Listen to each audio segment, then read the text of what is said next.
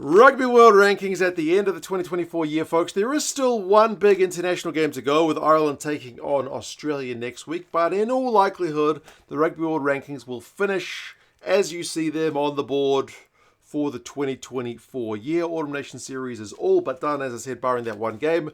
Let's go through the changes for this final, penultimate round of the competition. Final round for the majority of the sides. And you guys can let us know your thoughts on how fair or not the rankings are.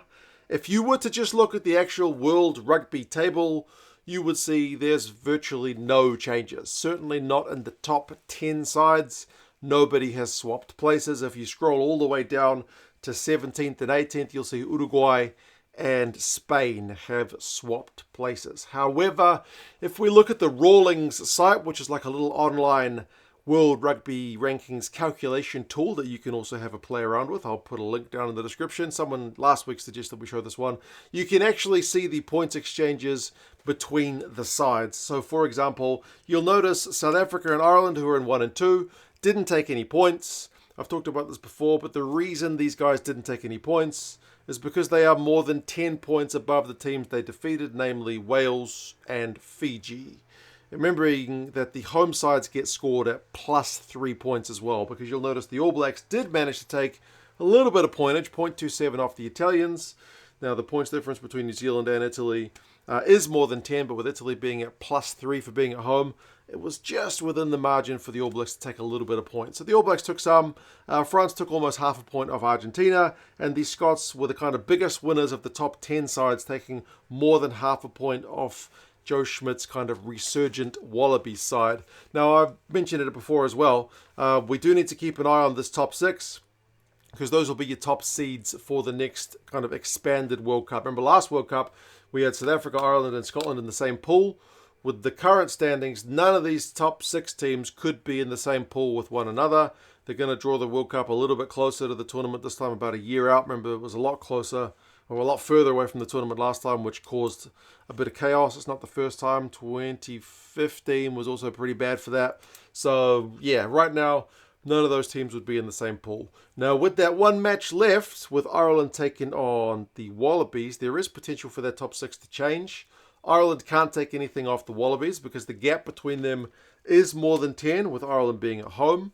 However, Ireland could drop to 3rd if they lose to the Aussies, so they would drop 3rd spot, and the All Blacks would take 2nd, and the Wallabies could go all the way up into 6th, which, as I said, is going to be a really crucial position. So, despite the fact that the Wallabies will go into that match as big underdogs, any points you can get towards that 6th spot will be absolutely vital. So yeah, the Boks have got a lock on number 1 spot. There's no overturning them for the end of the year. Now, outside of these kind of top sides, I'm wearing the USA jersey because they've actually had a pretty good autumn. They've managed to beat Spain in their most recent game, where they gained over a point. They also managed to beat Tonga and Portugal in their other couple of games. So with them hosting not this World Cup coming, but the next one, someone's weed whacking next door. Jeez, my neighbours are constantly. Yesterday it was leaf blowing. Yeah, the USA are actually on a pretty good run, with them hosting the next World Cup after the Australian World Cup.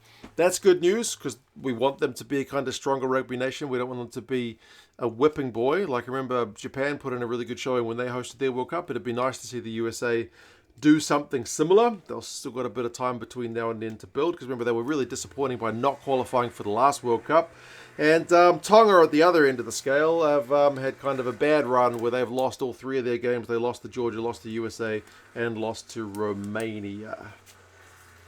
I'm going to wrap things up because that's getting pretty noisy. Christmas is coming, and if you guys want to get some rugby gear, I'm an affiliate of the British and Irish Lions store. If you want to get a Lions jersey, check the link down in the description. Also an affiliate of the All Blacks store. So if you want to get yourself some All Blacks gear, link also down in the description. You guys let us know your thoughts on the rankings. Some people often ask about the logos of some of the less kind of familiar teams. This one down here in 18th is Spain.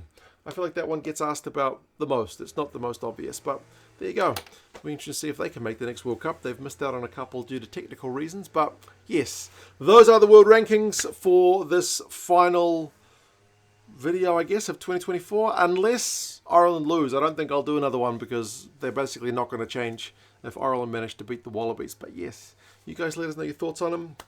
Take care of yourselves, and I'll talk to you guys again soon. See you later.